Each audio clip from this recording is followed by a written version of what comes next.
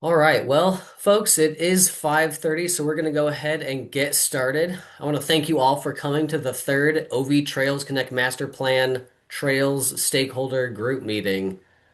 Please take a minute to review the ground rules on the right-hand side of this slide. They effectively boil down to please be respectful of all participants. If you need assistance with Zoom, please contact Buyer Vela at 520-229-4810. Again, I'd like to welcome you to the meeting tonight and thank those of you who have taken the time to read the plan and other materials. Tonight is going to be your time to shine. With me is Principal Planner Malini Sims, who will be helping with the discussion portion of tonight's meeting. And I'll start by presenting on the master plan for those of you who aren't familiar with the project to date, and I'll also briefly review the maps and highlights of the implementation plan for each trail and path asset shown here. Then we'll start the main event by discussing it all with you. We need specific feedback on the draft plan, implementation tables, and maps. Those of you who haven't had a chance to review the materials can still share comments, but our focus is on those who have specific comments regarding the plan and implementation tables. And then lastly, we'll close out by reviewing the project's next steps. The OV Trails Connect Master Plan is a comprehensive planning effort for the town's unpaved trails and paved paths. This includes the unpaved trails in towns, such as those within Big Wash and Panorama Trails, and also includes all paved paths, including the Loop, the Path at Vistoso Trails Nature Reserve, and the MUPs, or multi-use paths, alongside and separate from roadways, like those along Tangerine Road and Aranja Drive. When it comes to the project schedule, we began in January of last year before moving into phase two, where we conducted a web survey as well as trailside chats to gather input from the community. After that, we reviewed the vision and guiding principles that were developed from what you told us via the web survey at a trail stakeholder group meeting, and then we also met with the Parks and Recreation Advisory Board and Town Council. We're now in the final phase, reviewing the 90% draft materials with you tonight before heading to the Parks and Recreation Advisory Board and Town Council. Again, I'd like to thank those of you who've been with us throughout the process. For those of you who haven't been able to attend earlier trail stakeholder group meetings, one of, if not the most important part of this master planning process has been the community and your input. We conducted an online survey in February of last year, as well as 5 trailside chats, a youth advisory council meeting, and trail stakeholder group meetings, as well as regional advisory group meetings. The regional advisory group is made of surrounding jurisdictions like Pima County and Catalina State Park, so that the regional trails and paved paths we build connect in meaningful and appropriate ways. However, all of the feedback we've received from these sources, including you, have directly led to the creation of the vision, guiding principles, maps, and implementation plans and priorities. The vision, shown here, highlights that Oro Valley residents value a comprehensive trails and paths network that is increasingly safe and accessible to provide a deeper connection to nature for current and future generations. Last time we met, we reviewed the vision and guiding principles, which fell into these 4 categories. Today, I want to take just a few minutes to review how these defining themes show up in what we heard from you regarding the town's unpaved trail and paved path assets. Over the next few slides, I'll review the priorities identified in the plan for each asset. When it comes to priority improvements for the loop, we heard that first and foremost, keeping the existing quality is the most important goal. Beyond that, the community wants practical amenities like signage, maps, shade, and benches. Beyond this, the community wants the loop path to be expanded, which we'll discuss in more depth in a few minutes. As you can see from the map on the right, there are a few potentials for this expansion as we continue to review with our regional advisory group. Lastly, creating amenitized trailheads and ADA accessible paths was the final priority for the loop. Looking to unpaved trails, maintenance of the existing system was a top priority, followed by expansion, which you can see the proposed plans for with the green dashed lines in the map on the right. Next, improving safety and ADA access was a priority for users, as well as practical amenities like shade and benches. When it comes to the paths at Vistoso Trails Nature Preserve, you may be noticing a trend with the highest priority. As with other assets, maintenance and preservation of what exists is the highest priority. Map resources, wayfinding signage, and amenities are the next priority, followed up by formalized entrances and etiquette signage.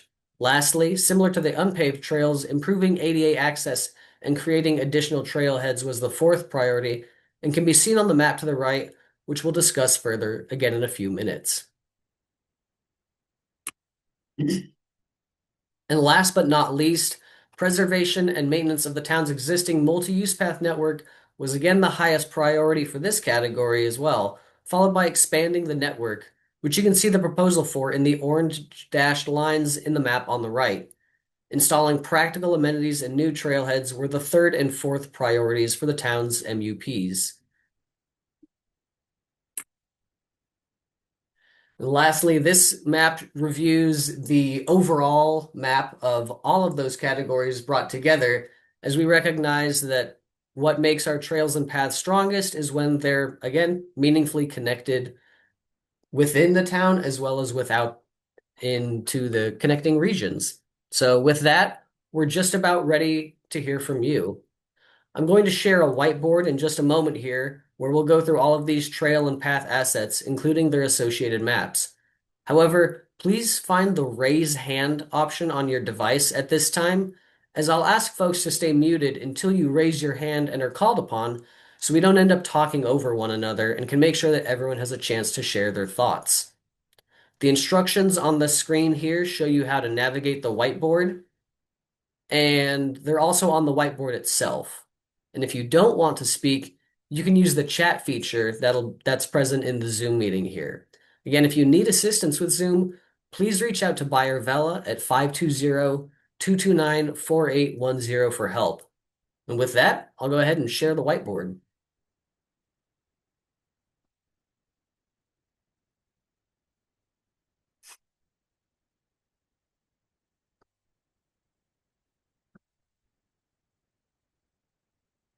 Great, thank you so much. Now, if you look at the left-hand side of the image here, you'll notice that the directions on the left-hand side again show how to zoom in and out and pan around the whiteboard on your particular device, which will be helpful for reviewing the maps and implementation tables as we discuss them tonight. Also, you'll notice at the top of each section, we have a time frame for each to make sure that we get to all of the topics. However, we do have a bit of extra time at the end to come back and review sections that you may have additional thoughts on. And with that, I'll go ahead and focus in on our first topic area and question.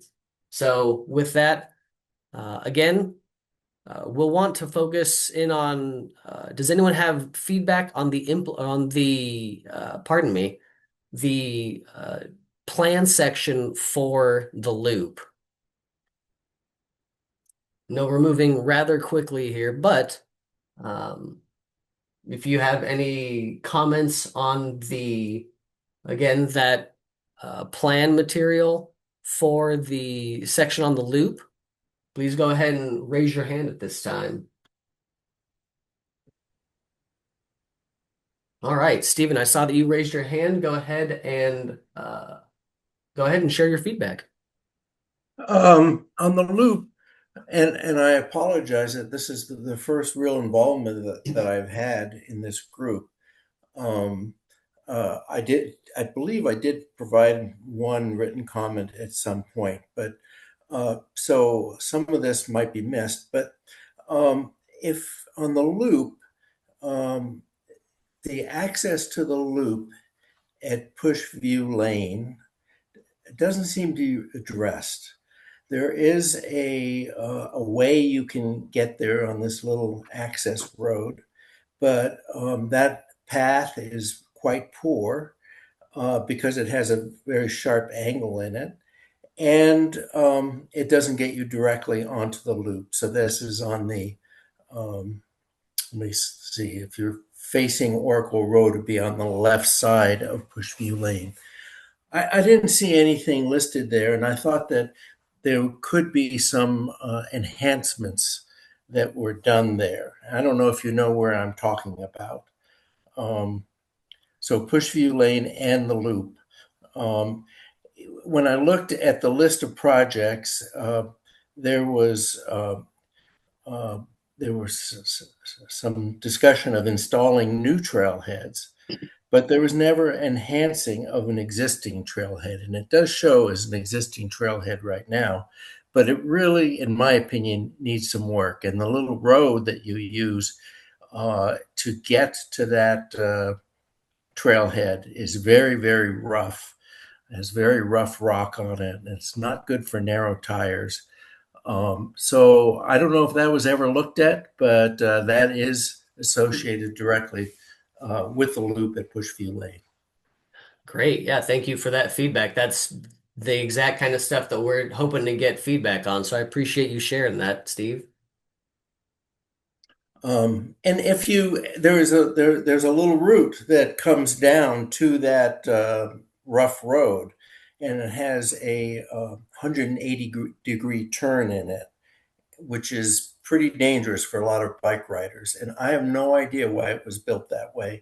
It could have easily been built with a curve in it or something else other than the way it is now. And then the other possibility, and this is what I actually do usually, is right next to the bridge.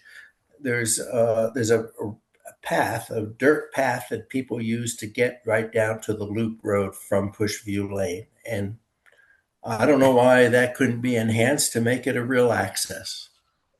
Great. Yeah, thank you for that feedback. All right. And again, I will ask folks as you've made your comment to lower your hand. Obviously, you see that Malini is doing an excellent job of taking all your comments down on the whiteboard here so that we can follow up with them after the meeting tonight. And with that, Matt, if you'd like to speak, I saw you raise your hand after Stephen. Yeah, thanks. When I was looking at the your report, the 90% report, they talked about a route from the Loop to Riverfront Park, and that's kind of what that whole area you're talking about is. I think that's what they were trying to address there. Um, Hmm.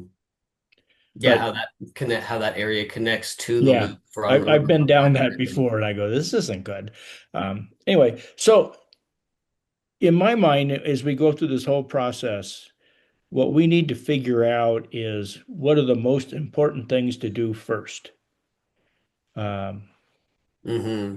because there's a lot of ask. You go through that whole report and there's a zillion different things there. We need to figure out which ones are the most important, which ones you want to do the first year, the second year, sometime in the next 10 years. My opinion, but I'm on the Parks and Rec Advisory Board. So that's kind of how the last couple of meetings I sat through that seems to be the mindset there. So I just wanted to set that. So I'm done. Yep. Yeah, appreciate that. And that's a good that is a good segue. I will say again, what we heard from the community is what I shared in those slides that we have on the whiteboard here regarding the highest priorities.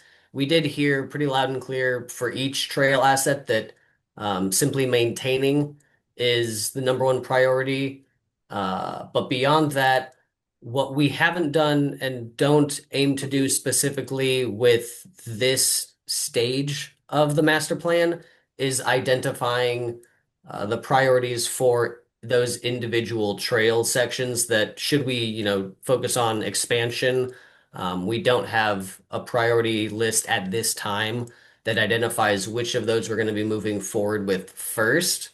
But that certainly could be a part of the plan moving forward is action steps that identify how we prioritize engaging with those. Uh, they also are a community issue where each of them kind of is its own process in terms of what easements are available, what land may or may not need to be acquired. So, do appreciate some guidance on that, though. All right. And Hal, if you'd like to go ahead and speak. Sure, thanks. I had a comment actually on a specific trail segment, existing trail segment that connects to the loop. So I'm not sure if that relates to the loop or to multi-use paths. Or is there a particular place to bring that up? I think if you'd like to bring it up here at this time, that's Okay, acceptable. Yeah. okay. But before I get to that, I guess I wanted to respond to what Matt was saying, and maybe you'll get to the implementation section of the plan later. But I mean, that does a good job of identifying potential funding sources for all the things that are called out in the plan.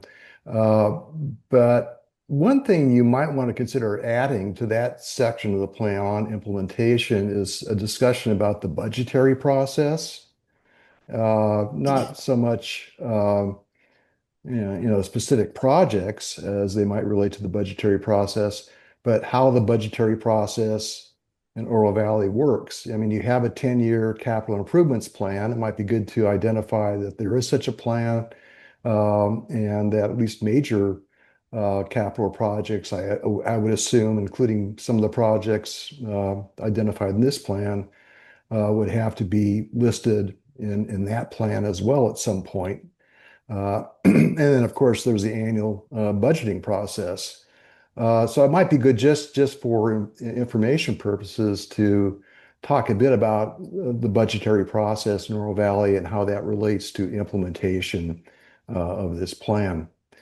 Um, my specific uh, trail issue is there is a parking lot, I guess it's a trailhead at the corner of Greenock and Oracle on the west side of Oracle. And then a short distance away is a pathway along a wash that leads to the loop.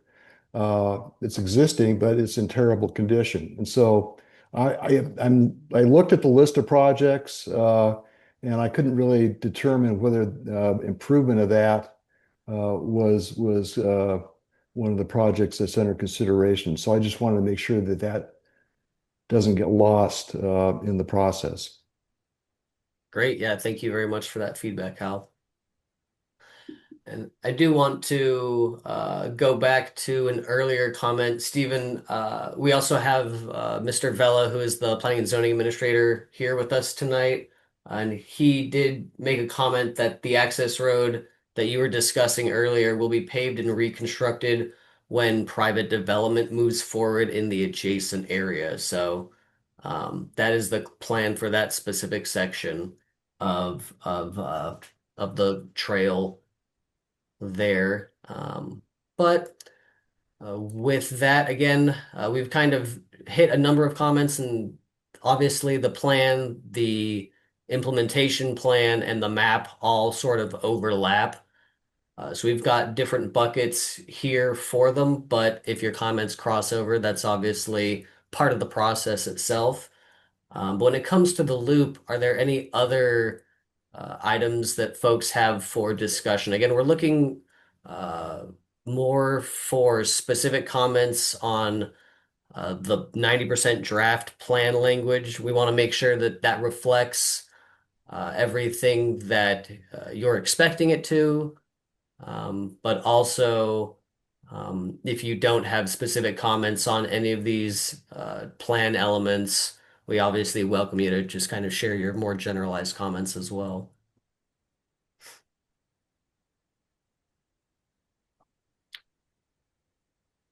Yeah, go ahead, Maureen. Just a general comment, as I ride bicycle around the loop quite a bit, and as you get down further, like toward Rito Park or beyond, there are signs that will say, loop signs that say, say Swan Road is 1.0 miles and so and such is 1.2 miles. There's no signage. When you get up closer into our part of the loop, there's just no signage like that. So I wonder if there's some plan to be consistent with just using the same type of signage, but continuing to say you're, a mile from First Avenue or, whatever the other crossroads might be. Yeah, that's a great question. So that is identified in the implementation plan, everything for the loop specifically as kind of that second priority. You can see among the amenities that we Hmm. plan to install is signage. As part of that, we do have a draft signage matrix that is heavily modeled off of what we've had through discussions with. Be nice to, just follow the same protocol, if you will, because it's not clear for people up in this area that they're even on the loop. It's a trail, it's a bike path. And it, Mhm. it just doesn't feel the same as other parts of the loop. So it might just give it a little more identity. Yeah, that makes sense. I appreciate that comment. Also, on an adjacent comment, there was some discussion in the chat about having posted safety and speed rules for e-bikes and other elements as part of again that signage package for not just the loop but all of the town's trail and paths moving forward. Uh, we have a future action to set safety and speed parameters, not just for e-bikes, but for all bikes. That is within the plan. So that signage will cover, again, rules and etiquette for all of the town's trail and path assets. And I'll go ahead and ask Joe to share your thoughts. Yeah, hi. Thank you for allowing me to add a comment. I have not had the opportunity to read the plan. I don't know if this is the right place to do it. But as far as safety, and I do understand that there's a risk of having too much signage, such that it gets crowded and people don't pay attention to any of them. But with regard to pedestrians, my understanding is that it is the correct way is to walk facing traffic. So contrary to where you would drive on the right, pedestrians should be walking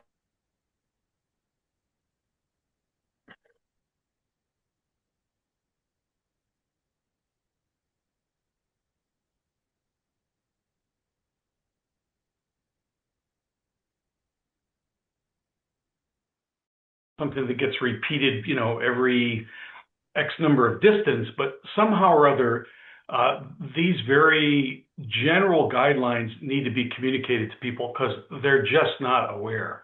I mean, I don't know how much you can deal with people that have headphones on and have dogs with, 8-foot leashes, but certainly this idea of people walking to the right and then cyclists trying to ride on the right is cause for a problem. I was involved in a very serious pedestrian slash bike crash in November, which was caused because there were pedestrians not only walking on the wrong side, but actually 6 people walking abreast, taking up the entire trail. And I think they were just completely oblivious to the fact that there are other people on the trail. So anything that can be done to improve how we communicate guidelines and etiquette for cyclists, pedestrians, dog walkers, runners, etc., I think would be a good thing.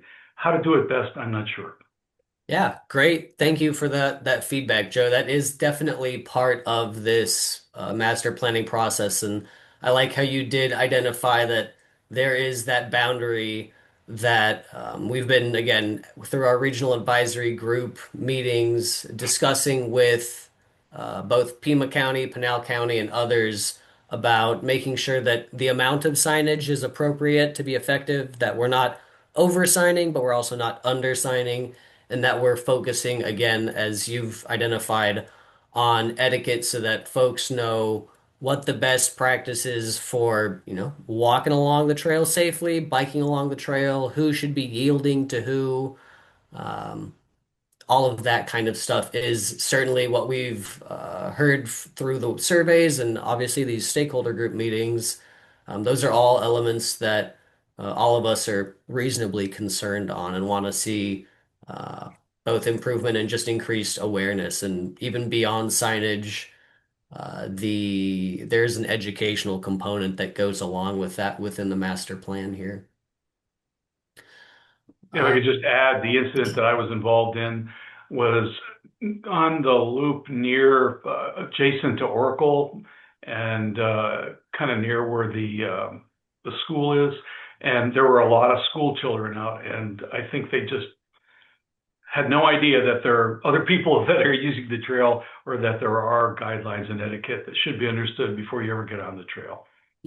Certainly.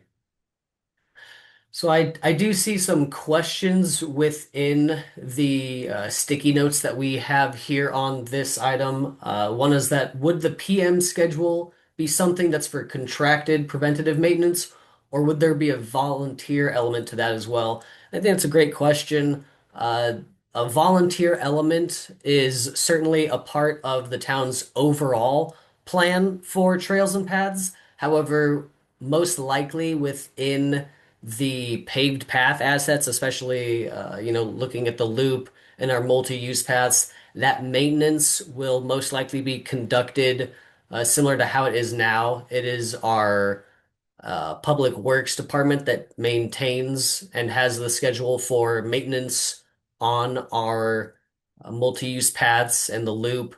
And I believe their funding is about $50,000 a year for that kind of repaving of those assets. And so part of the plan moving forward is obviously, again, keep that funding in place. But as we expand to new installation and new sections, accurately looking at what keeping those assets up at the level of quality that the town currently expects, and making sure that we can keep delivering that level of quality of service is an element of it. However, I believe where volunteer efforts are going to be most utilized and looking most excitedly for that is in our unpaved trails category, where those trails can be maintained, especially kind of closest to the trailheads for all of those kind of assets. Now, I'll ask Malini, just since you've had a little bit more awareness of the chat on the side, are there any other questions that I'm not seeing at the moment here? Sure, there's a question about what access is planned onto the loop where the new apartments are going in at the marketplace. The new apartments are going in at the marketplace. That's a great question. I am not aware what new access will occur with that one. I do suspect that there will be one or two new entrances in that region.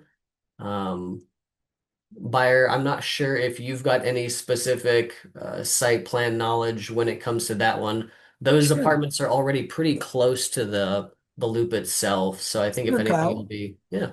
Be glad to jump in. Sorry to interrupt, bud. The apartments under construction will have their own dedicated and gated access onto the loop.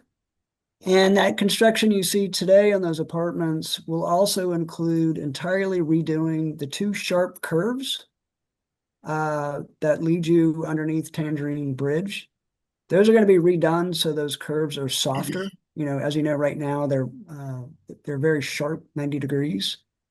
Also, as part of construction, the developers will put in two new bike stations along the loop. One will have repair tools.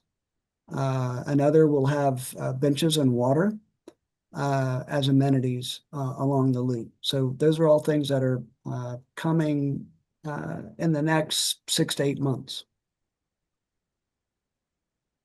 Hope that helps. Yeah, thank you very much, Buyer.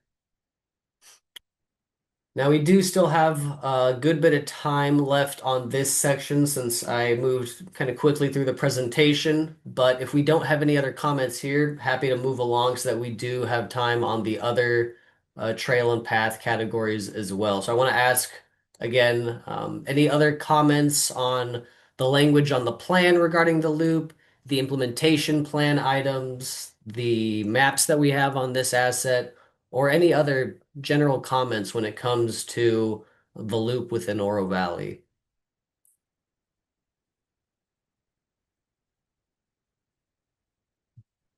All right, well, I'm not seeing or hearing too much, and again, we can always come back to those elements if we do have. Next, actually, I guess I will take a moment since we do have some time. For those of you who have had the opportunity or haven't had the opportunity, Melanie, I'm not sure if you'll be able to zoom in with your view here, but when we're looking at the map for the loop, I do want to identify that there are three currently identified potential alignments when it comes to the expansion of the loop, which would be a section moving north up into Pinal County and potentially connecting to a loop that's planned within the Saddlebrook community. So there are three potential alignments there, and I'll start in kind of reverse order. There's a red path up at the top there that you'll see is identified as option C. Now that's the current alignment that has been recognized on the Pima County master plan for that proposed expansion. As we've met with the regional advisory group, which again is composed of a lot of regional jurisdictions, it's come to light that that alignment is probably the least likely to occur just due to the construction costs of building a paved path asset the same caliber as the existing loop within the Big Wash floodplain. There's just a little bit too much damage and erosion that happens, and building that asset up out of the floodplain will be a little too expensive. So the next two options that are currently being examined are you can see option B, which has a few kind of sub options. That one would run primarily along the Oracle Road corridor and then would move over to the east, either along East Wilds Road or East Golder Ranch Road. So that is one potential alignment that the regional set of advisors is exploring. And then there's another option that would likely enter into the Catalina State Park and then run along the west side of the wash there, again, north up towards the Saddlebrook area. So with all of that discussed, I just want to, again, take a moment to see if anyone here has any initial thoughts or feelings on any of those materials as we continue to meet with our regional advisors and discuss what the most fruitful path forward is on that topic.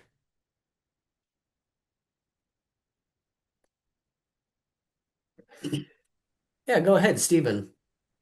Well, just a couple comments. The option B, running along Oracle Road, if you're going to be riding along Oracle Road, I mean, there's already a way you can do that. But if it's going to be the full noise of Oracle Road, I don't think that's a very good idea.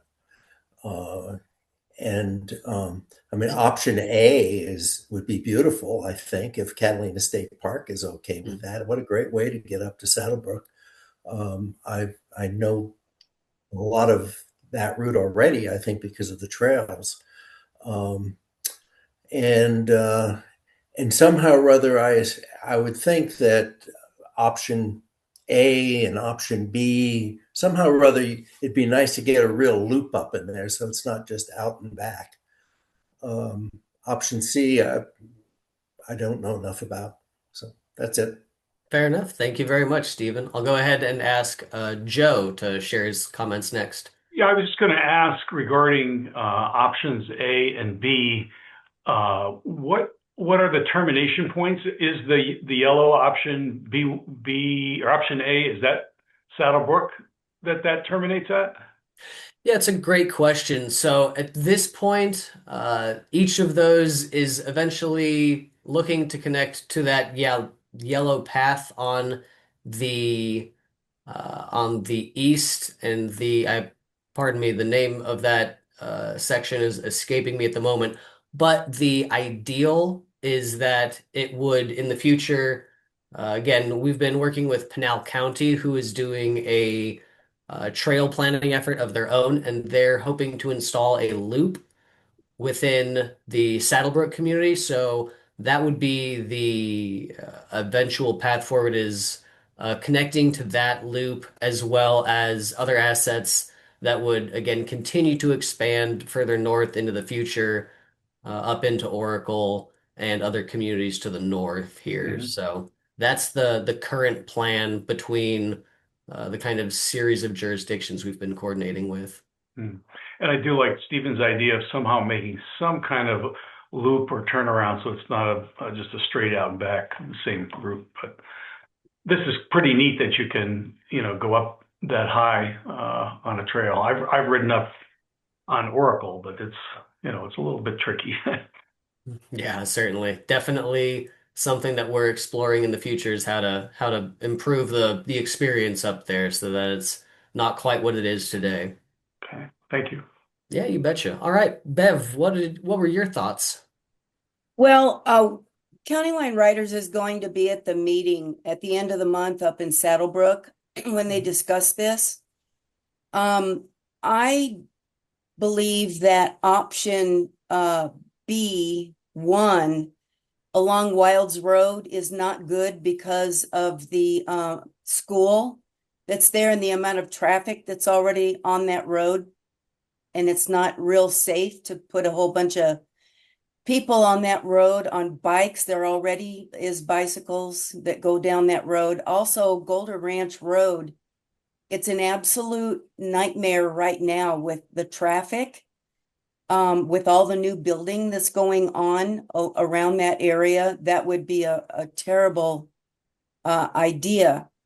Years ago, Chuck Huckleberry, before his accident, his vision of the loop was to connect under the bridge in front of Catalina State Park, going through Catalina State Park and then up to the biosphere from there. That seems to me to be the most viable. Great. Yeah, thank you for that input. All right, are there any other comments on this section? All right, not hearing any. We'll go ahead and move on to the next section here, which is those dirt trails within the community and expanding out beyond. So again, you can review the map for this one. The green solid lines on this map currently show all of the existing paths or existing trails, pardon me. And those with the dashed line identify the proposed routes that could be explored through the master plan as it moves forward. So, with that said, again, any comments on the plan language for this? We really do want to make sure that what the plan says to date is what aligns with your what you've told us and your thoughts and interests. So we do want to focus on folks that have comments on the plan itself, the specific implementation plan items, as well as the maps. But once again, barring that, folks with general comments on the unpaved trails are also welcome to make those comments.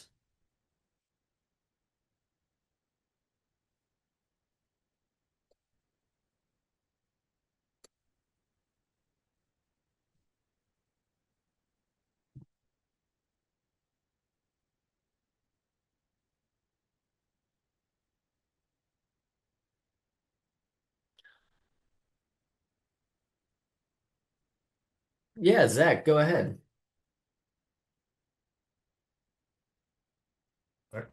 Sorry. Yeah, I just wanted to comment from the Sonoran Desert Mountain Bicyclist perspective. We've reviewed those dash lines, the potential trails, and it seems like a good plan. I saw Nat also just commented. Yeah, so I just mirror that these are important connections, and it seems to be really well thought out and conceived from the Oro Valley plan perspective. Great. Thank you very much. Yep. Definitely appreciate that. Now, I do see a comment here that asks, can you describe horse use on dirt trails? In particular, the Linda Vista trailhead is currently being quite overused and makes hiking dangerous and messy. Now, I do know that is with the Linda Vista trailhead, that is maintained by, I believe, the Catalina State Park or the U.S. Forest Service.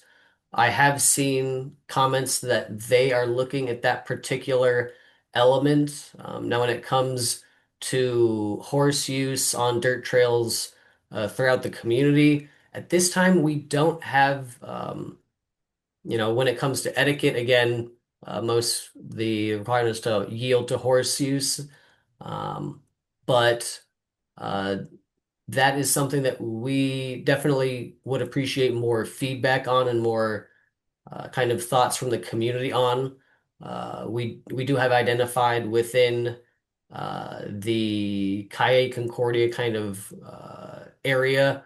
That's probably the town's strongest collection of horse trails or dirt paths that are accessible by horses that lead down into the wash and throughout the big wash there as well. Um, but when it comes to describing the use in particular, we don't have of a much guidance at this time.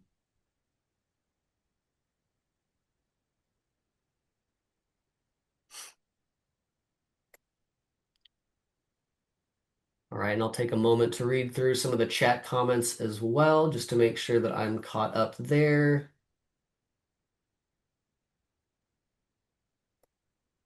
Kyle, this is Nat from SDMB. Let me know when a good time is to comment Yeah, go ahead. verbally. Okay. Yeah. Also noted is I think there's conceptual trailheads there on Edwin Road, and then at the windmill area, kind of headed out to the Tortolita area. Is that correct? Those X's? Yes, yeah, those are Yep. proposed trailheads. Yep. So that's very nice to see. And then I think if you're thinking in terms of the honeybee corridors being recognized and under conservation or some sort of lease or something, as we talked about, then I think that strengthens the case for the connector between the Tortolitas and the honeybee loops to transform from a rough, rugged Jeep road into something a little more accessible for a broader group in terms of a multi-use single track type trail.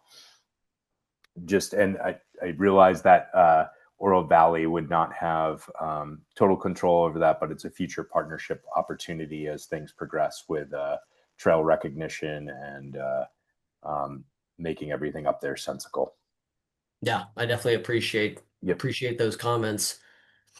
Now, again, looking back to the slide from our presentation, we did want to focus on the expansion of the unpaved trail network, the safety and ADA access across many of those paths, and then the practical amenities like signage, shade, and benches. Want to make sure that that is something that the community aligns with. And then again, for those that were interested in the volunteer kind of component of the master plan, especially moving forward, this is really the area that, as we've been discussing with our Parks and Rec department, this is where the volunteer effort would probably most be focused. So want to make sure that we get feedback and comments on those aspects as well. And I will ask, pardon me, I can't quite tell your name, RC Dye, to go ahead and speak. Rosa Daly. Ah, Sorry, perfect. No, I you're have a right. new Okay. computer. I have a new computer that I'm still setting up. That makes, yeah. I have a question. So, are we going to are we going to talk about Vistoso Trail separately or just in terms of all of the, because I had some comments on the document and that I Yeah, wanted of to. course. Yeah, we will be discussing, I believe the Vistoso Trails section is going to be next here. Okay, Yeah, then I can Vistoso wait. Trail. Yeah, okay, perfect. Yeah, so that'll be the next section that we'll move into after Okay, the I'll wait. trails Thank here. Yeah, you betcha. All All right, now I see, looks like a comment to include the Badlands Trail area within our planning efforts. So I definitely appreciate seeing that. Um, all right, and then again, yeah, similarly, seeing the county line riders are happy to volunteer to maintain dirt trails that the Sonoran Desert Mountain Bike Group isn't. So I think that'll be something definitely as we move forward. That is where we're really looking forward to getting our volunteer program coordinated early in the efforts. That was originally a little bit lower on the priority list, but after hearing from y'all, both at this meeting and others, through other input as well, we've heard that that volunteer component is certainly an important aspect for the community, and we've moved it up as a result of that. Now, I do see a question on the dirt trails. Are there plans to put some benches on the south side of the Honeybee Loop Trail? It's a great question. At this point, we're still early enough in the planning process for all of these. Really, our next steps when it comes to the actual implementation of the plan is trail path amenity inventories. And then from there, that's where we'd move on to planning the where we would install future amenities, both things like benches, but also including restrooms, maps, a lot of those kind of signage and other materials. So at this point, there's no direct plan for any individual sections in terms of new amenities. However, one of the focuses from the or from the Parks and Recreation Department has been to ideally quickly expand the town's ability to install benches through a donation program, similar to the volunteer efforts or the desire for volunteer efforts. The surveys and community outreach we've done really identified that folks are happy to donate time and money to help bring the things that are important to them into the trails and paths plan and on the ground. So that's one aspect that, with that bench donation project, identifying where folks want those benches that they're donating is going to be a key aspect. So I think obviously we've got your comment here notated so that we know that that's an area that folks want to see them in particular. But again, expanding a donation program for not just benches, but other amenities that folks want to donate uh, to their trails and paths in town is something that we're moving quickly on with the plan itself.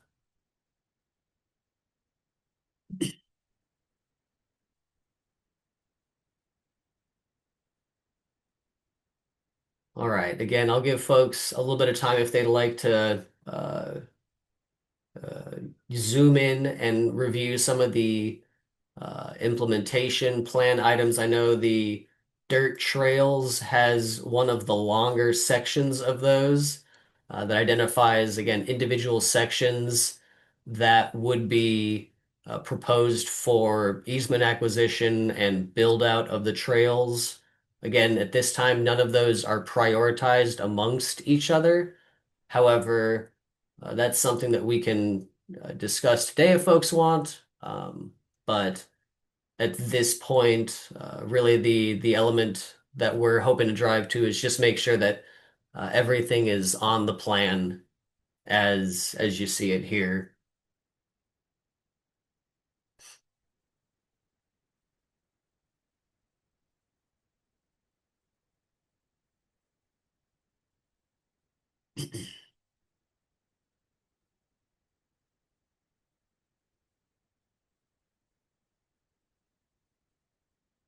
I'll just read through some of these comments and let folks, again, similarly do their own kind of reading and reviewing here. And then I'll ask if anyone has any final comments in another minute or two, and then we'll move on to the next section if there are none. And thank you to those that are providing comments in the chat as well. That's certainly very appreciated. Yeah, Matt, go ahead. Yeah, is there any chance to get any RTA funding for any of this? That's a great question. No, that is identified within the implementation and funding section of the master plan.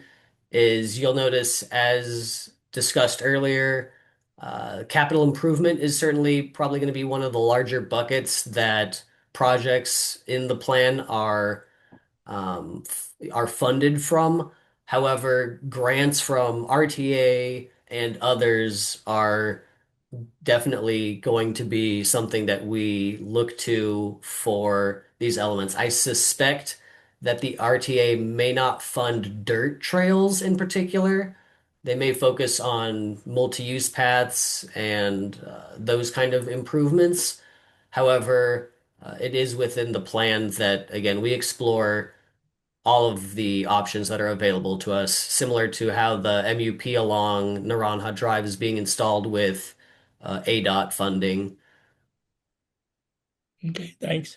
Yeah, you betcha.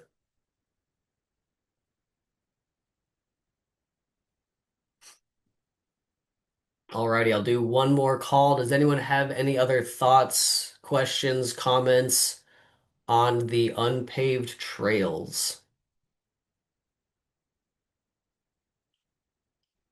All right. Seeing and hearing none, we'll go ahead and move on to the next section, which is the Vistoso Trails Nature Preserve. All right, Rosa, I know you had a few comments on this one, I suspect. So whenever you're ready to share those with us, appreciate it. Yeah, thanks, Kyle. So it's in the document, and I just wanted to kind of go over like the paragraph that I think it's the second one in that section. It talks about the purchase of the property and the conservation easement. So I think the proper way to the proper terminology would be that the property is protected by a conservation easement, not that it is overlaid. I mean, I wouldn't, and I would not say controlled by a land trust, because I don't believe Archaeology Southwest is a land trust. I think that they are members of the Land Trust Alliance, which is how you are able then to hold a conservation easement. So just like verbs, I mean, you hold a conservation easement. So they don't I mean they don't own it, but they hold it. So I could type up like a couple of sentences and send it to you. Okay, And yeah, just certainly review always it happy to get because that kind of it's feedback. just the right way to the right terminology. It's it's just and the other important thing is that it's in perpetuity. It's filed with the deed on this property and it's in perpetuity. So, Mhm. and it just simply protects the property from development. So that was my main thing. And then the other thing was, why are we like even discussing the off trail? Like I think there's a section where it's technical analysis, I think, where we talk about the off trail use that's not permitted on the property. Um, I'm somewhere in there. I think I read. So, I just would stress that I think you did say that the 200-acre property, you are restricted to just the paved paths and not Mhm. making new ones, which is what I guess some of the dirt paths that have been discovered during an examination of the property would be in violation of the conservation easement. So I think we mentioned them when we talk about them, but I would just stress that they are not going to be made into, future paths or anything of that nature because it's not permitted on this property unless the easement holder interprets that they would not violate the conservation value of the property. So that was really it. Just how you talk about easements. It's kind of a tricky thing. And then I would also mention that Archaeology Southwest holds that easement Okay, because, yeah, yeah, they're the easement holder. So, great. I do appreciate all that feedback, and I will comment that to your point, we certainly won't be installing any trails that aren't permitted by the conservation easement holder. However, this is a plan for us to identify what the community wants and explore. There will be language both on the maps and within the plan to clarify that not everything that's shown in the plan is likely to be installed and finished or potentially even ever acquired and completed, but we do want to identify, those areas of all of the trail assets and paved path assets in town where new trails could occur. So again, want to specify at this time, no new trails planned in Vistoso Trails Nature Preserve. But it is something as a whole that we're again focusing on listening to the community. Yeah, I guess my point is that it came up in discussion that dirt bike riders wanted access to the property, and I guess that was the only thing I'm going to just because people asked about it. It should be clear that that wasn't permitted and won't be permitted. That it's a property where your access is restricted, which you do have in there, restricted to the paths. So, Yeah, great. Yeah, thank you for that. That is definitely, as you said, there will not be a dirt bike park in there. It's a right. little out of the scope of the conservation easement. I mean, it's 200 acres, so a lot of people were asking about it. And so it's kind of it's a natural thing to ask, but it's just not something that this particular property will have. So it probably would, be good to stress that. But I'll type up the proper way that we've been told to discuss the relationship between the town and the easement, and just how it's typically discussed. And then I'll just send it to you. But you did a really good job on this. I can't believe how much you were able to get from different sources and everything and capture this. And you should you should be commended for the amount of work you've put into this. It's really good. Great. Well, thank you very much, Rose, both for the kind comments and for, again, offering to help write up that language. That is something we certainly want to focus on, is getting that language right. That's the goal of tonight's efforts. So appreciate that. All right. Again, I will give folks a little bit of time to review the map here, the proposed trailheads that are part of the um, proposal for Vistoso Trails Nature Preserve moving forward, and then the implementation items as well. So uh, happy to give folks a moment to kind of poke through those things and see if they've got any additional comments. Otherwise, we'll probably go on another minute or two here.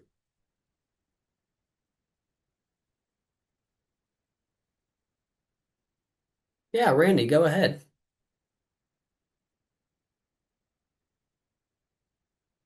You may need to unmute yourself.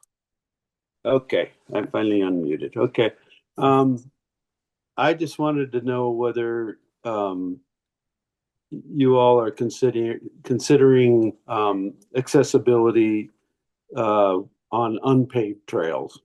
I know I'm here representing an organization called Southern Arizona Adaptive Sports, and I know they are just purchased some bicycles that are going to allow some of their wheelchair restricted or handicapped people to ride on unpaved trails with some pretty fancy bikes. And I'm just wondering if you're getting any input from that community or if there's any need. Yeah, no, I certainly appreciate the question. The answer is we absolutely do want to get your comments to help us achieve that. Obviously, when it comes to a lot of the unpaved dirt trails, um, things like the slope may not be stuff that we can easily address. But part of that is I'd love to get feedback from you in terms of, what elements of the dirt trails can be, improved to improve ADA access, especially through those kind of bikes. if Yeah, it's and I'm elements like not. trail width or any of that. I don't think they're necessarily looking for like trail improvements all that much to change how those trails are necessarily used by avid cyclists, but there are certain things like, on the Big Wash Trail, there's the ramp that replaced the gate, and that ramp is going to be too narrow to get tricycle type uh, mountain bikes through. And so, like, we're actually going to go out and ride tomorrow on some of the areas just so that we can start to map what are trails that can be accessed on these type of bikes and start to categorize them as far as mapping them and saying, this might be a level 1, level 2, or level 3, so that people can evaluate on their own what they can handle on these trails. But I just want to let you know that's happening, and we're looking to try to get involved with any kind of planning. No, that's incredible. Yeah. The short answer is yes, please. Any feedback that you have for us is very appreciated. That kind of on the ground experience is something that we're always happy to receive. So while we do have the form on ovtrailsconnect.com that's going to be open until this coming Monday, you're free to email me personally at any point with any of that kind of information. We love to get to have that knowledge so that we can fold it into both, high level items, implementation actions, but also share it with our Parks and Rec department when it comes to, upkeep, maintenance, plans moving forward for these elements. So yeah, the simple answer is anytime you got something to say, I'd love to hear it, frankly. Okay, I appreciate it. Thank you. You're doing a great job. Thank you as well.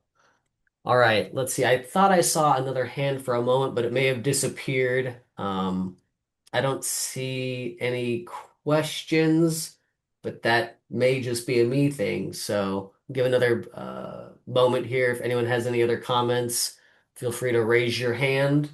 Hey, Kyle, Buyer here, also town staff, may just throw out, there's a little bit of discussion in the chat that the plan does push forward the need for ADA routes near major trailheads, Mhm. such as Big Wash Trailhead.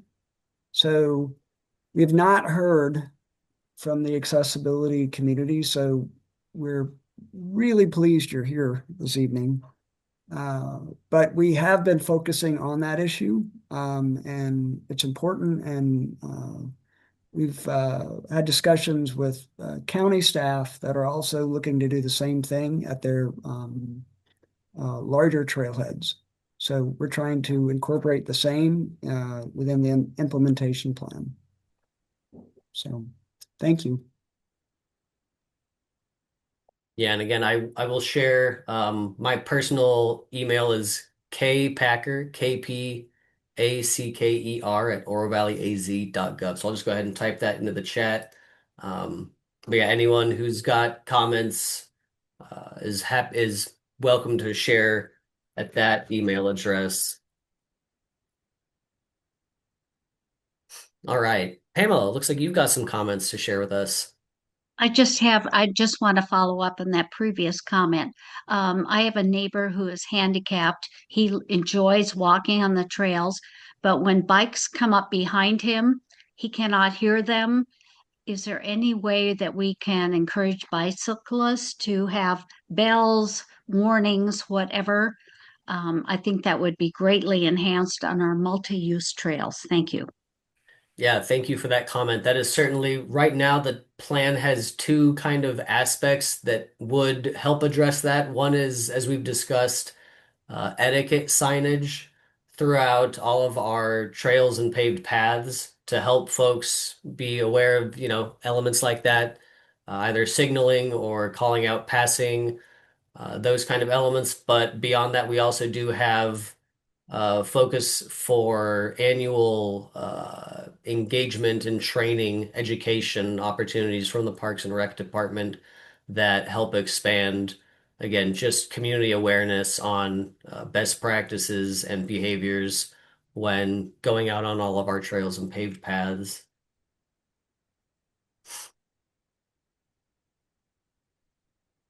All right.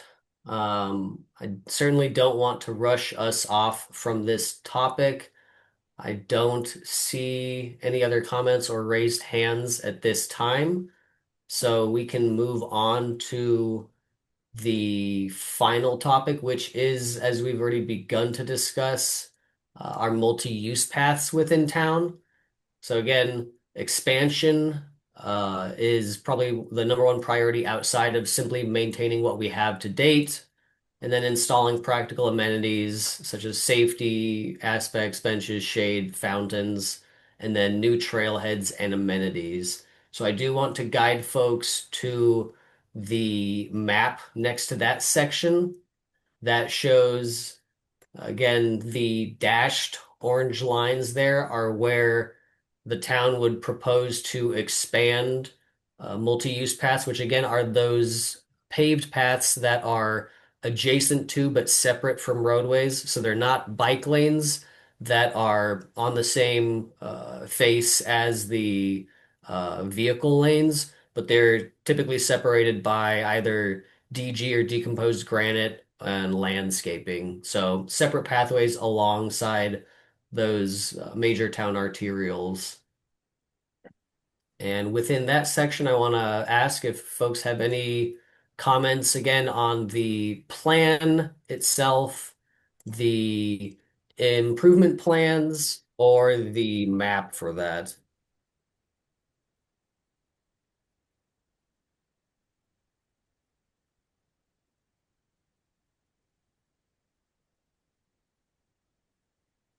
Yeah, Stephen, go ahead.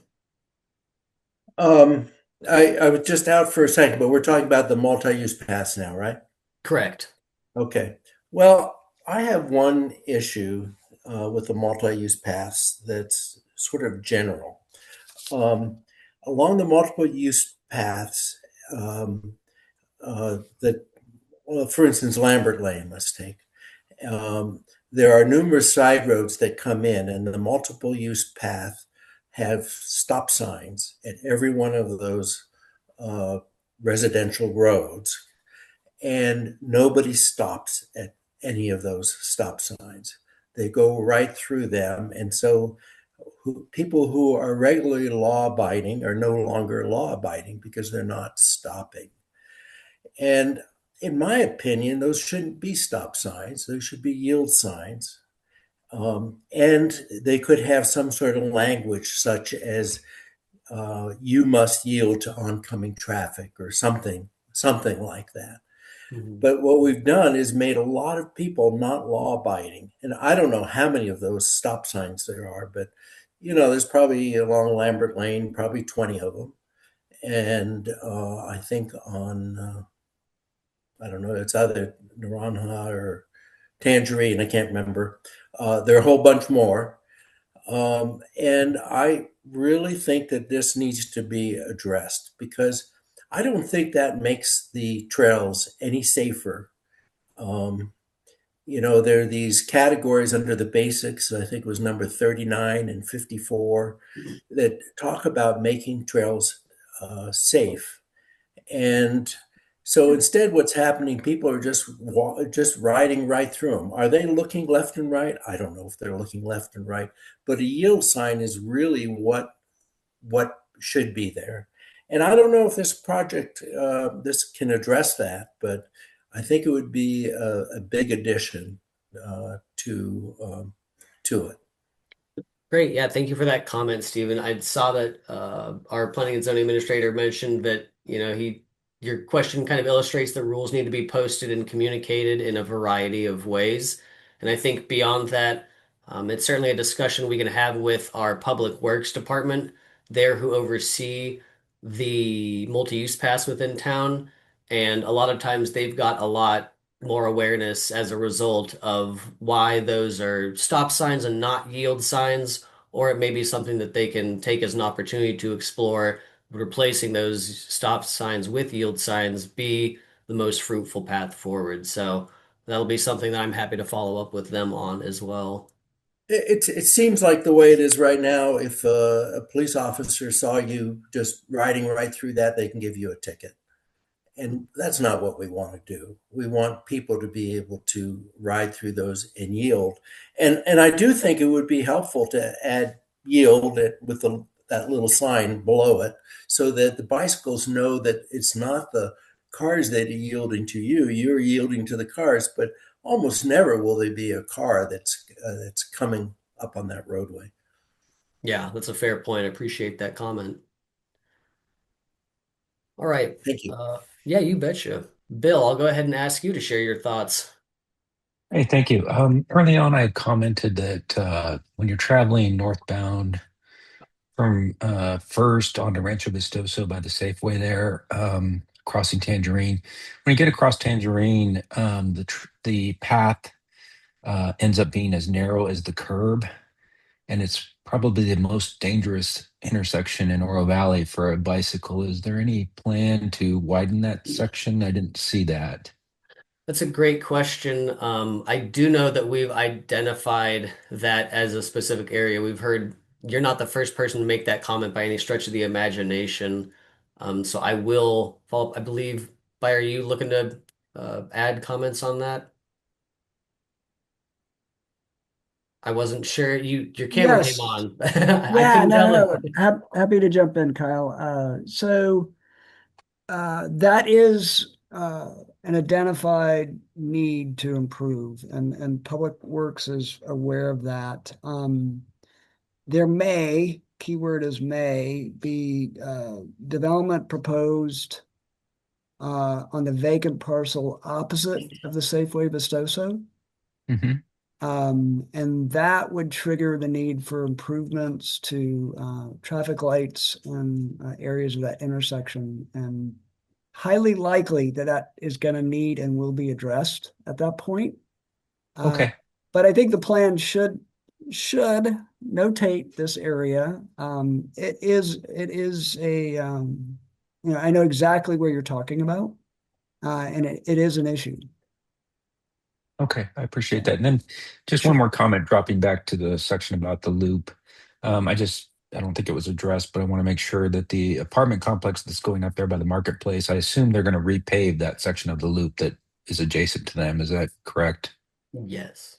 Yes. Okay, because Correct. that needs it really badly. Okay. Correct. Yes. There's been an issue of subsidence and cracking down the middle of that path, as Yes, you know. It wasn't constructed originally in a proper way, so it will be redone. that never happens. Okay, thank you. I appreciate it. I used to be in construction, so I know. Thank you. There you go. Thank you very much for your comments, Bill. All right, Maureen.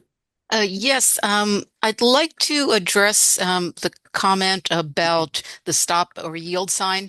There are two things to consider. One, there are 13 states, or Arizona is not one of them, but there are 13 states that have their legislatures adopt what's called the Idaho stop. And that's not just for paths, that's for any stop sign in the state. Bicyclists are allowed to treat that as a yield sign by law. It started in Idaho. Idaho also allows that for red lights. They're the only state that does. But Arizona they've brought it up in legislature. It never got out of committee.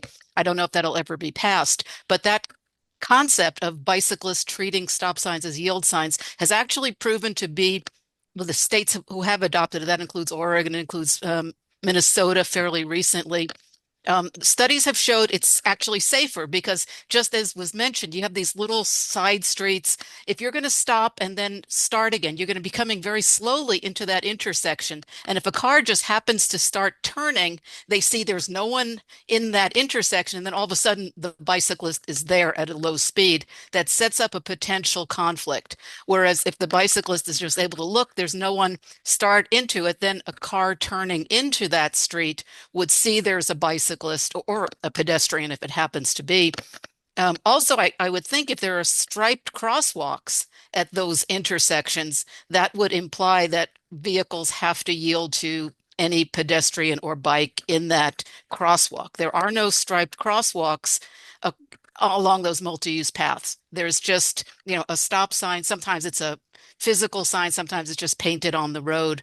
But it would be nice if it's possible to treat the stop signs as yield signs, and if it's possible to install them as yield signs. Now, I don't know if, again, the state has its own signage requirements that address the paths, or if they only address the on-street regulations, because you have the municipal uniform traffic control devices, the MUTCD. You also then have states, own signage that they will approve. So I don't even know if a yield sign would be an approved sign for the multi-use paths, but it would certainly be worth investigating. I also had posted a comment, from Kyle's request to post comments, just suggesting looking into yield signs. I think they could be very, very helpful. And that's just what I wanted to throw out there. But again, Arizona has not adopted it, but 13 states have. So there's history, there's studies. Idaho adopted it back some 30 years ago. So it's not a new idea. And again, that's any stop sign, a bicyclist may treat it as a yield. So if there's nothing there, you just proceed. If there's something, then it's not your right of way. Typical, what you would do in a car. Most cars, by the way, are not stopping at stop signs at the multi-use path intersections, but that's a completely different issue. The other thing with the Safeway issue, I think the overall OV forward planning has looked at that under the transportation planning section and identified the need, because it's technically not a multi-use path there. It's, on-street bike lane slash shoulder. But I think that, and Malini probably knows where that's is standing, but I think that that's been brought up there. Thank you. Yeah, thank you very much. And Melanie, if you'd like to unmute and share anything additionally, go ahead. But otherwise, I just want to thank you, Maureen, for that context and those comments. I do know we'll be taking a look at that moving forward here. All right, Joe, go ahead and share your thoughts. Yeah, I just wanted to concur with both Bill and Maureen's comments. That I'm surprised it took this long for someone to bring up that crossing of Tangerine at First and Rancho Vistoso. That's one of my most feared places. And it's really only a short period, because on the other side of that entrance and exit to the shopping center, the bike lane or the shoulder opens up nicely.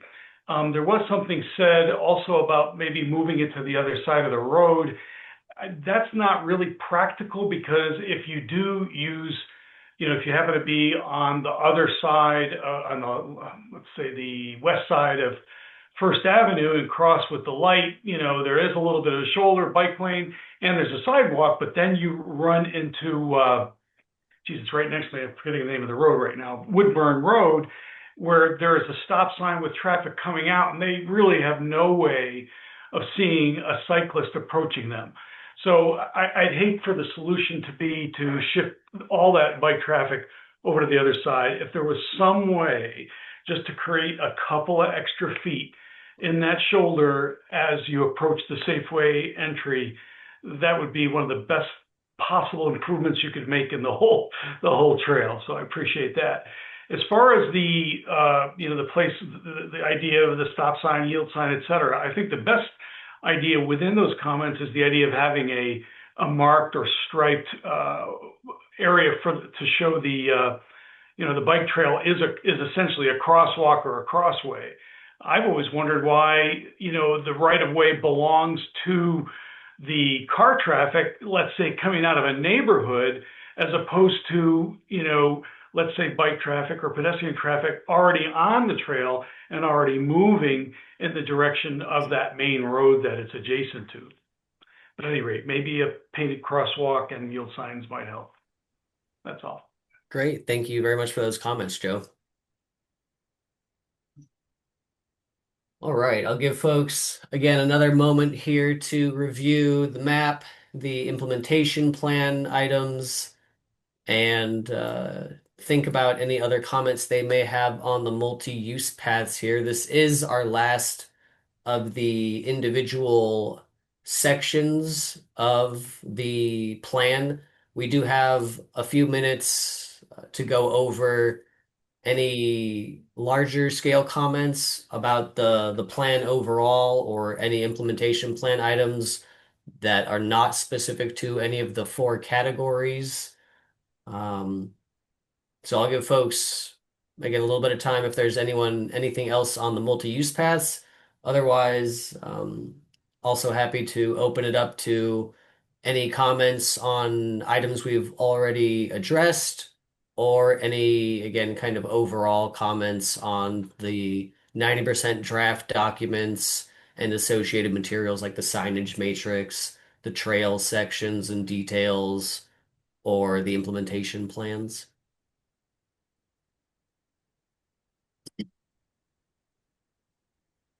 All right, it was neck and neck. I think Bill just barely beat you out, Matt. So Bill, if you've whatever you'd like to share. Hey, so I saw a comment about adding counters to the loop path. I'm Mhm. just curious, what is the purpose of adding such an expensive item to the path?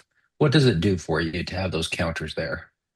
Yeah, it's a great question. So likely when we're exploring the installation of counters, they're likely not going to be permanent on those paths, but again, having traffic counts identifies high use trails versus low use trails may just help us focus on, again, which of the trails and paths in the community are kind of the highest priority for meeting the volume of our users' needs, especially when it comes Okay, to so it was a amenities. temporary thing, not like the permanent ones we see over by Rita, which work sometimes. Yeah, I think the idea, if I can jump in, Kyle, Yeah, is of to course. have permanent counters, and they're helpful relative to setting maintenance schedules for public works. They're also super helpful in applying for grants to show that Okay, these are truly used. These aren't just, niceties. They're actually frequent transportation, highly used things. So it okay, that really, makes sense. there you go, gives us a bump up. And I hear you There you go. on, I've seen ones that are not maintained on the loop as well. So, Okay, yeah, thanks. now I understand. Thank you. Sure. Yeah, appreciate that additional context, Buyer. All right, Matt, what were your thoughts? Well, on the counting subject, I think it's great that you can get some traffic counts, even if it's the ones you just portable ones. But I came out of Portland and they built a new bridge over the Willamette, and they had a counter, and it was really cool because it would show you every time you went by how many had gone by that day, that month, that year. It was a pretty sophisticated one, but it was over the Willamette, which is like a half-mile bridge, so it was pretty substantial. My other question, the at one point we talked about being able to bicycle from park to park. And the one that always kind of gets left out of there is JD Craig. I wondered if there was any more thought on that or I haven't seen anything on that lately on how to get there from, say, Riverfront. Hmm. That's a good question. I'm not personally aware at this point, but that definitely is something we should look into more thoroughly. Yeah, the last time I asked it, they said, well, you can do it on a horse. So I Well, it was sounds like you just need a horse. But no, in all seriousness, that is definitely something. Buyer, looks like maybe you were about to jump in. Yeah, Kyle, I would suggest it might be good to zoom in on the map. Malini, can you help us do that on JDK? And Matt, where were you looking to link again? well, just that, what we talked about when Pros was doing all of the surveys and everything. One of the Right. things we were trying to figure out was how to connect all the parks so you could go from one park to another via bicycle. And Naranja just is getting addressed now, so that's good. Riverfront's fine. The Naranja, I forget the new name of it. One is up there is good, or Lambert is good. But J.D. Craig and the Aquatic Center was always kind of a tougher place to get to on a bicycle. I didn't know if we still had somewhere in there some multi-use path plans to try to get up there. Yeah, and I guess I can give additional context to that. Again, I'm not following along on Malini's screen, so I'm not sure what she's zoomed into, but along the eastern edge of JDK, there is an MUP expansion proposed along there that would extend north and ideally connect again to an MUP along Oracle as well as the other roadway again right alongside JDK there. And then Yeah, similarly, a potential expansion of the MUPs in addition to the horse trails, the unpaved trails that are out along Calle Concordia on the south at right. this point. Okay, just wanted to throw that out there. Yeah, no, appreciate it. Definitely good to keep me aware of everything as well. All right. Are there any other comments when it comes to the multi-use paths within town? Again, any element of the plan specifically or the implementation plans or the map as well? Looking for that specific feedback to help make sure that everything we've got to date is on the right path.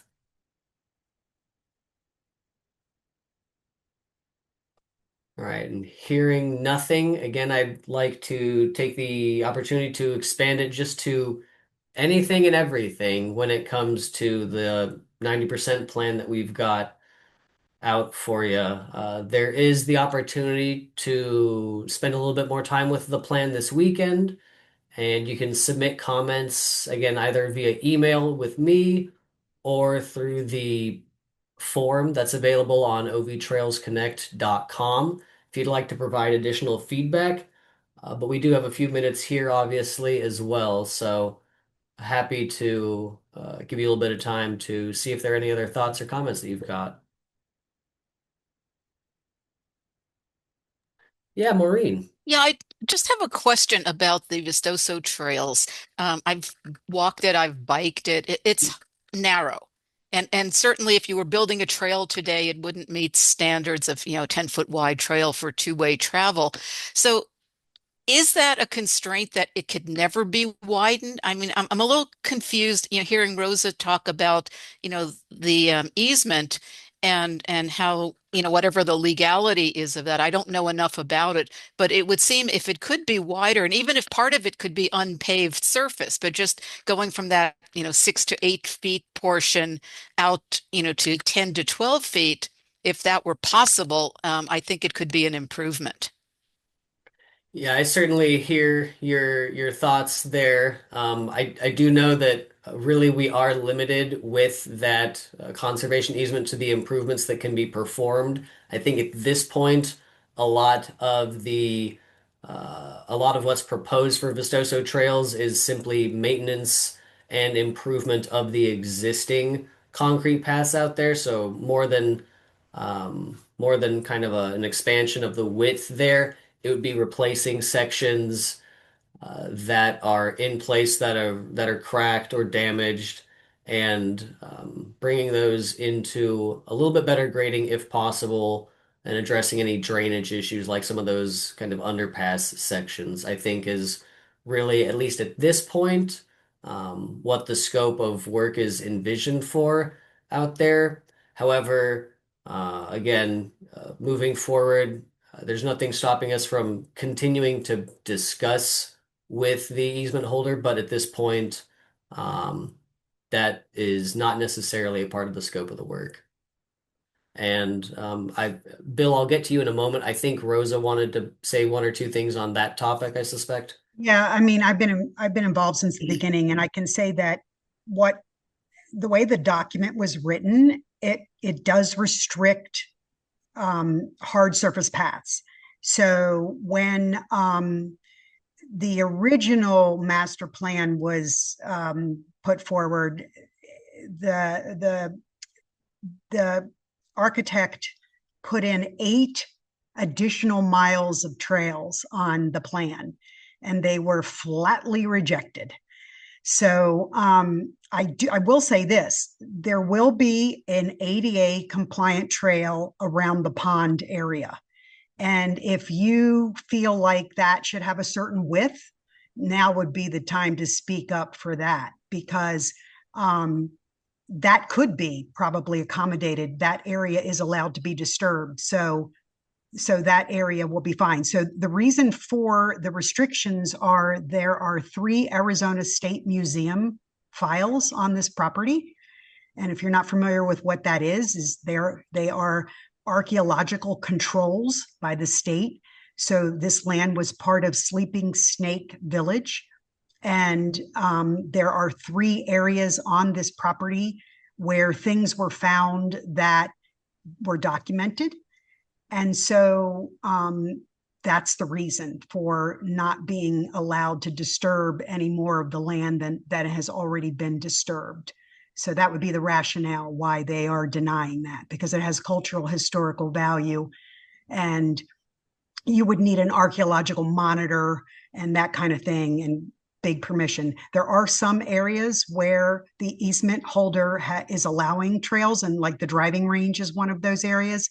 And there may be a loop that goes off of that. Also, the Kimley Horn is the engineering firm that is working with the town.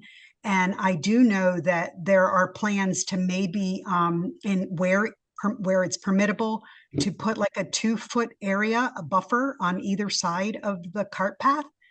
That wouldn't be hard surface, but would be maybe permitted by the easement holder so that people can get around people, especially like on blind turns and things like that.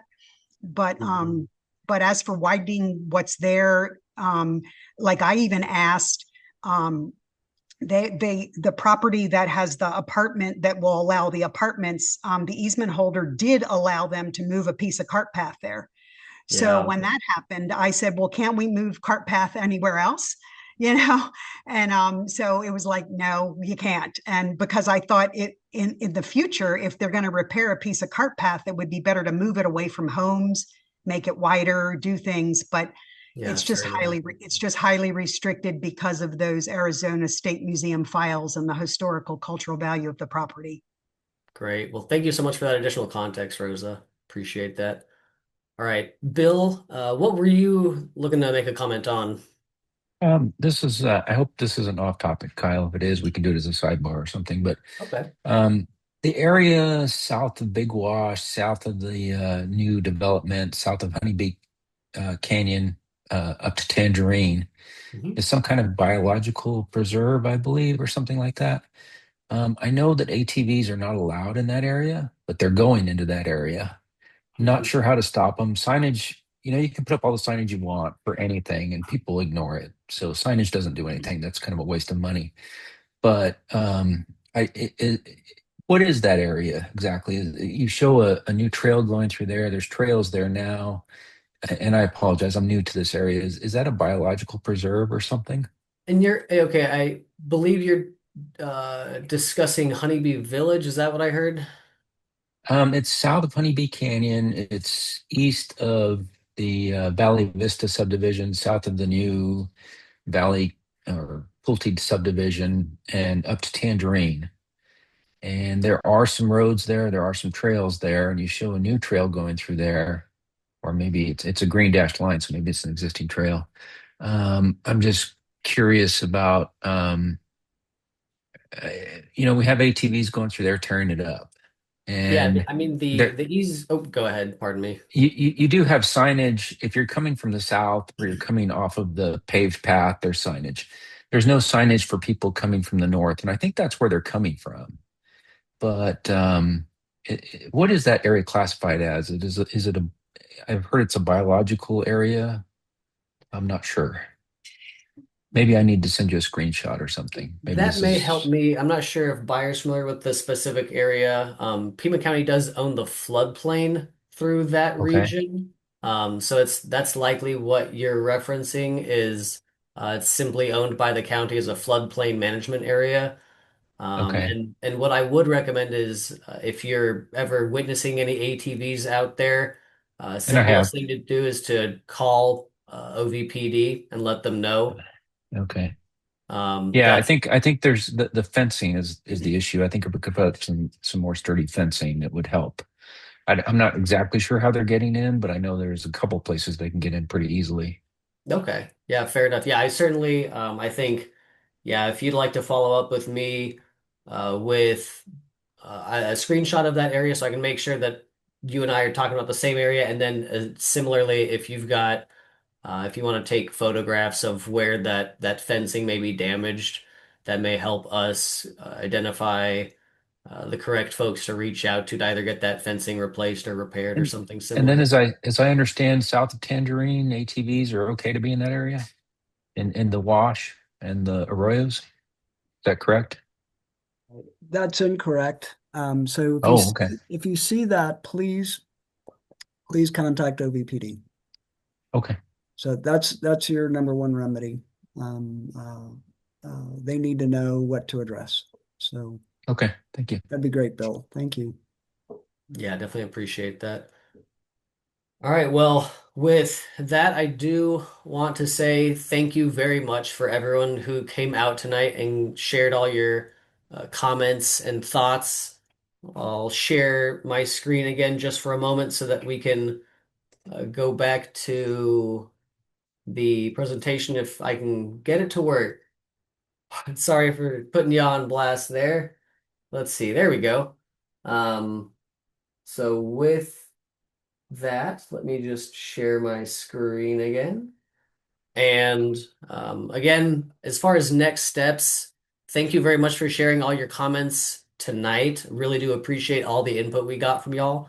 And if you've got additional comments or thoughts as you review the plan this weekend, which I know everyone's rearing to do, go through that line by line. Please share those comments with us either at my email address or through the form on ovtrailsconnect.com by January 19th, next Monday. And similarly, if you've got friends, family, neighbors that didn't have the chance to join us tonight, they're similarly invited, obviously. We want as much input as we can. So anyone who would like to review those materials and give us comments, certainly invited to do so. Looking forward for the plan. We are anticipating taking it to the Parks and Recreation Advisory Board on February 17th to get them to review the materials and provide a recommendation, and then tentatively scheduled for a town council meeting in March in order to get the recommendation or the approval of the plan and take it from there and start putting it into effect. So, I want to thank everyone again for coming out tonight. And you can reach us at the ovtrailsconnect.com website or at ovtrailsconnect at orvalleyaz.gov. And thank you again for joining us, folks.